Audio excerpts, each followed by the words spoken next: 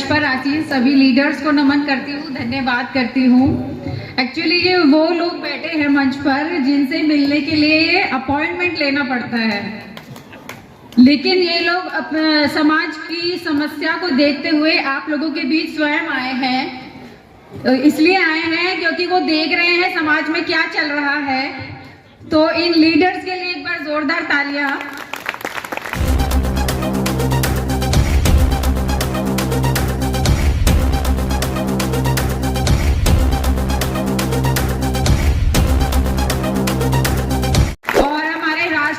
जी जो समाज में अपना पूरा समय दे रहे हैं उनके लिए भी जोरदार तालियां, जिनकी वजह से हम लोग तैयार हो रहे हैं।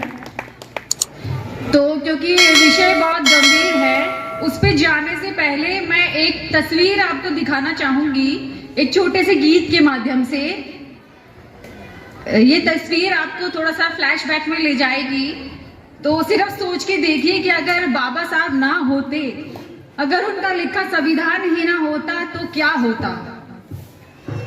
कि भारत में अगर भीम जो आया नहीं होता, इस देश पे गर जान लुटाया नहीं होता।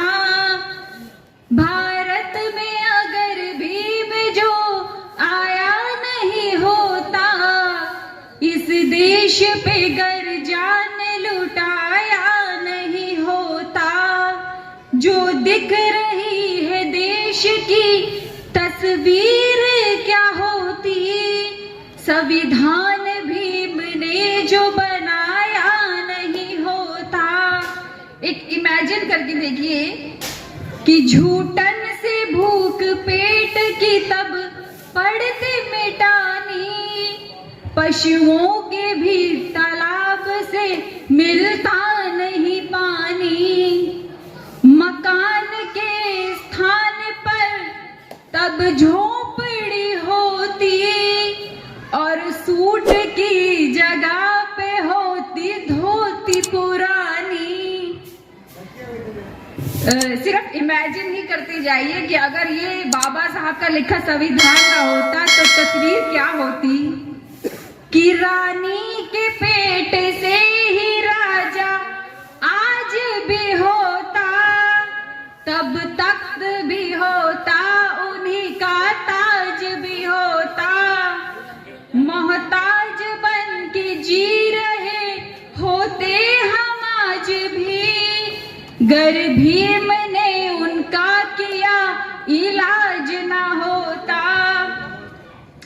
और किसी ने कहा था, एक तड़ीपाल ने ही कहा था कि अंबेडकर अंबेडकर अंबेडकर एक फैशन बन गया है।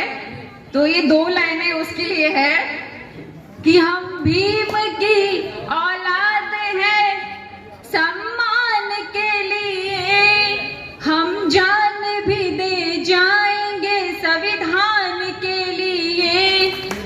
ऐसा नहीं हमारी ही बस जान जाएगी, घटना फिर कोरेगांव की दोहराई जाएगी। तो जैसा कि आज का विषय दिया है, संविधान और लोकतंत्र को जानना ही हमारे अधिकारों व अवसरों को जानना है। इस पर एक ये चर्चा रखी गई है, थोड़ा ही समय लूंगी। कि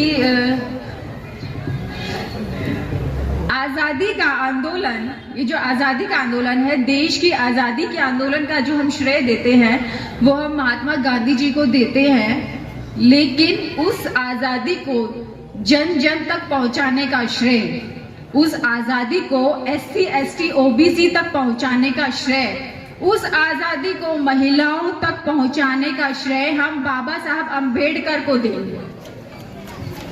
आज हम लोगों के पास संविधान है, लेकिन उसके बावजूद भी हमारे पास कोई हक और अधिकार हमें पूर्ण रूप से नहीं मिल रहे हैं। क्या आपने सोचा कि क्यों नहीं मिल रहे हैं? क्योंकि आज ये जो संविधान है, जो बाबा साहब ने इतना प्यारा संविधान लिखा है, ये संविधान जिन हाथों में है वो हाथ सुरक्षित नहीं है। वो लोग क्रिमिनल टाइप के लोग हैं जो बैठे हुए हैं तो जो खुद ही नियमों की धज्जियां उड़ा रहे हैं वो आपके लिए कुछ अच्छा क्यों सोचेंगे? आप ऐसा सोच के क्यों बैठे हो कि वो लोग हमारे लिए अच्छा सोचेंगे? हाँ, जैसे कि मैं आपको बताऊं कि जैसे जब पावर्स आती है, जैसे हमारे पास शक्तियां होती हैं, तो जब वो शक्तियां किसी गलत हाथों में चली जाती हैं तो उन शक्तियों का भी मिसयूज होता है, जो कि आजकल बीजेपी सरकार कर रही है कि किसी पर सीडी ईडी की मार कर रही है, किसी पर हिंदू मुस्लिम की मार कर रही है, तो किसी पर शिक्षा की मार कर रही है, शिक्षा को बहुत महंगा कर दिया गया है, किसी पर स्वास्थ्य की मार के स्वास्थ्य को भी महंगा कर दिया गया है, तो किसी पर मंदिर की मार से मतलब है कि जैसे अभी राम मंदिर जब बनाया गया था तो कितने लोगों के घर उजाड़े गए थे, तोड़े गए थे उस मंदिर को बनाने के लिए। तो आप सोच के देखो कि अगर ये सरकार सही होती, इतनी अच्छी होती सरकार, तो क्या भारत शिक्षा के क्षेत्र में आज पीछे होता? अगर ये सरकार इतनी ही अच्छी होती तो क्या मणिपुर में ऐसा हादसा होता? अगर ये सरकार इतनी ही अच्छी होती तो मनीषा हत्याकांड होता?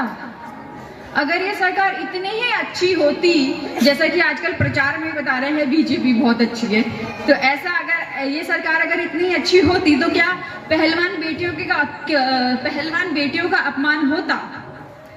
ये सोचिए, आपकी मूंछ रखने पे हत्या हो रही है, मटका छू लेने पे हत्या हो रही है, घोड़ी चढ़ने पे हत्या हो रही है, यहाँ तक कि फिल्में तो टैक्स फ्री कर रहे हैं, लेकिन जो कफन होता है ना उस पर भी जीएसटी लगा रही है। तो क्या ये सरकार अच्छी है? जो छोटे छोटे बच्चियां हैं उनका रेप हो रहा है और जो मुजरिम है वो खुले आम घूम रहे हैं, तो क्या ये सरकार अच्छी है? ऐसी सरकार जो आपका समाज खा रही है, ऐसी सरकार जो आपके देश को खा रही है, ऐसी सरकार जो आपके बच्चों का भविष्य खा रही है, उखाड़ के फेंक दो ना ये सरकार।